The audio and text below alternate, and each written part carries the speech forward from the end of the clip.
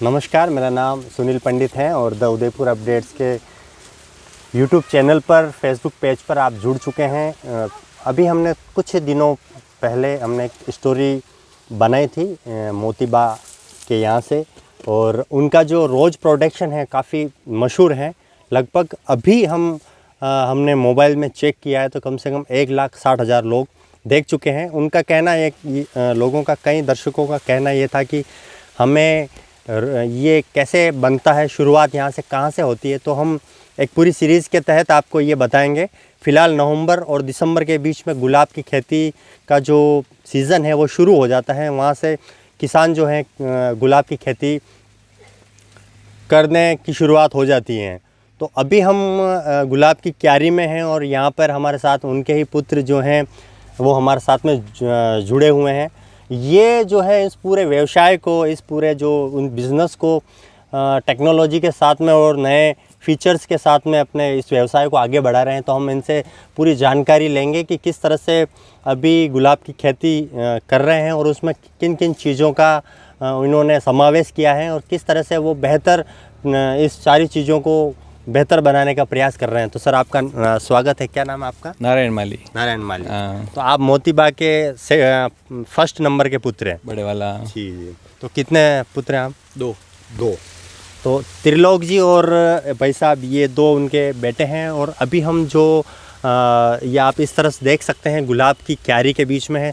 तो सर, गुलाब के बारे में अभी कुछ बताएं, आप किस तरह से अभी सीजन चल रहा है और किस तरह से इसकी खेती होती है उस बारे में? अभी तो मेन तो कटिंग का टाइम है इसका, न बुआई का टाइम भी अभी है। अच्छा। दिसंबर का लास्ट वीक और जनवरी का पहला वीक लगभग कटिंग का समय है उसका। उसके अलावा बुआई का समय भी अभी है। अभी निराई गुड़ाई करके कंप्लीट करके खेतों को, फिर उसमें उसकी गुलाब के पौधे तैयार होती है जो मार्च में जाके चैत्र महीने में तैयार होकर निकलता है वो। तो इसीलिए कहते हैं चैत्री गुलाब। इसीलिए मतलब ये जो 4 महीने की जो पूरी प्रोसेस है तब जाके वो गुलाब है अपने पूर्ण यौवन पर होगा।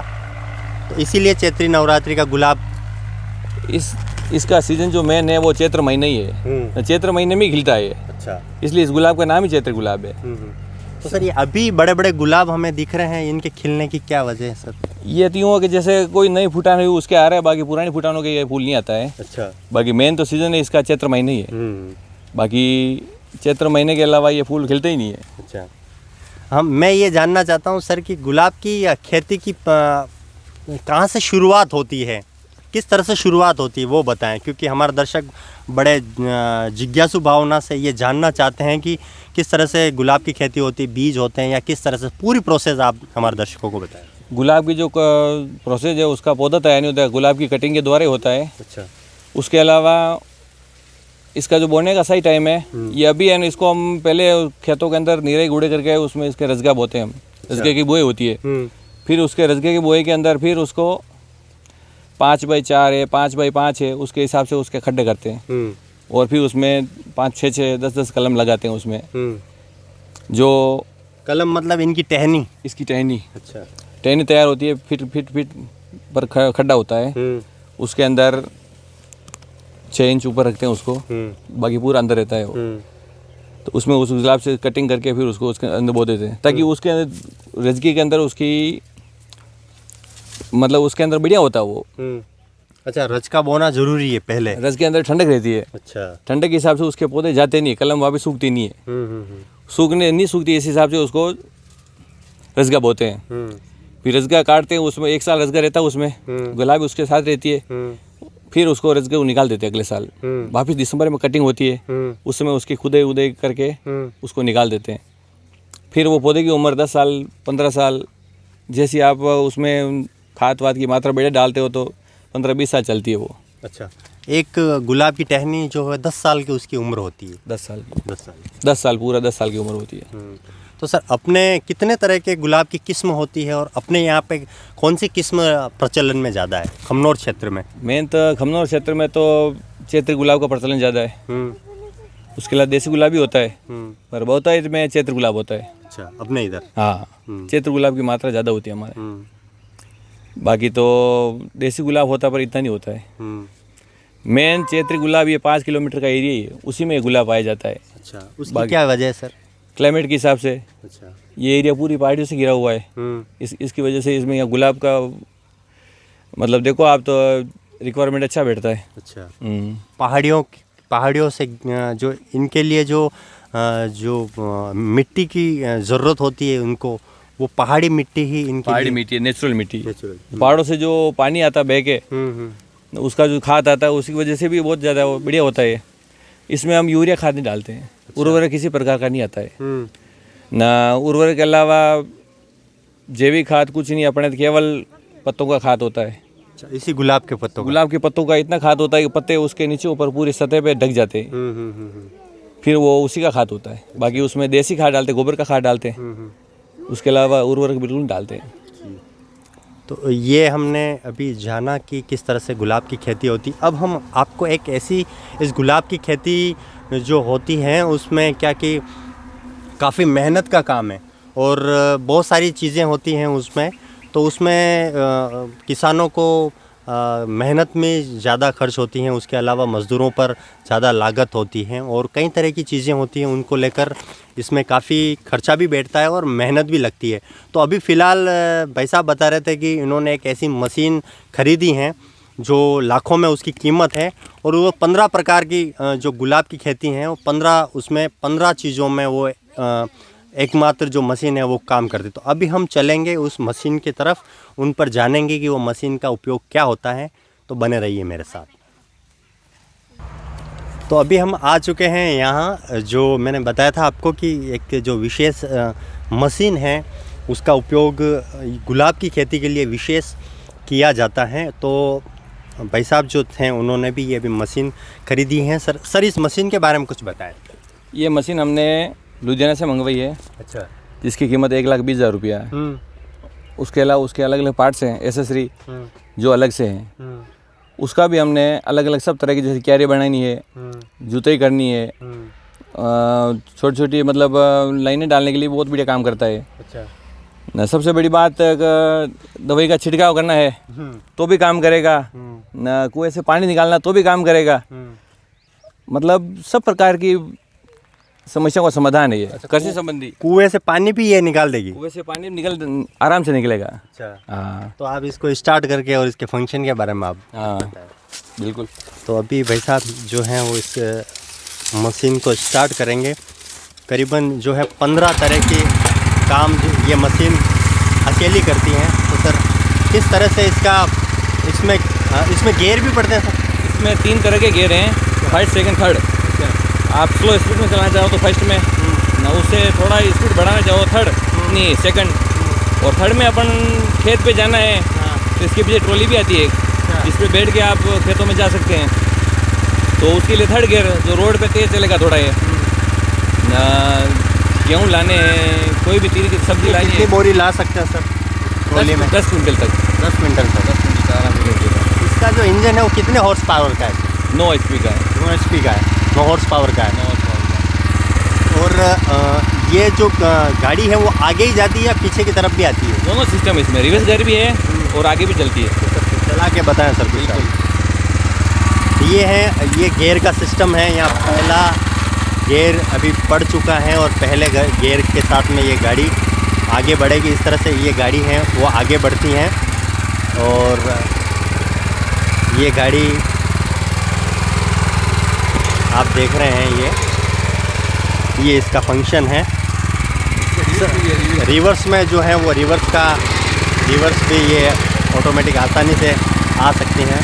बस सर बस इसका जो सर आप पानी निकालने का जो फंक्शन बता रहे थे उसका बताएं। इसको बंद कर दें भले। तो पानी निकालने का ये रोटावेटर लग रहा है यहाँ पे। ये लग रही है यहाँ पे। हाँ। इसको अपन इसके अंदर पूरी लग जाती है यहाँ पे। अच्छा। फिर इसकी सहायता से वो पंखा लग जाएगा आगे और पानी कुएं से निकल जाएगा। और इसमें स्प्रे मशीन का सिस्टम भी है। अच्छा। वो वहाँ पे लगता है आगे। आप स्प्रे करना चाहो तो भी कर सकते हो ना। स्प्रे के अलावा ये दोनों पहिए खोल के आप इसके अंदर भी लोहे के भी लगते हैं ताकि खेतों में स्लिप खावे।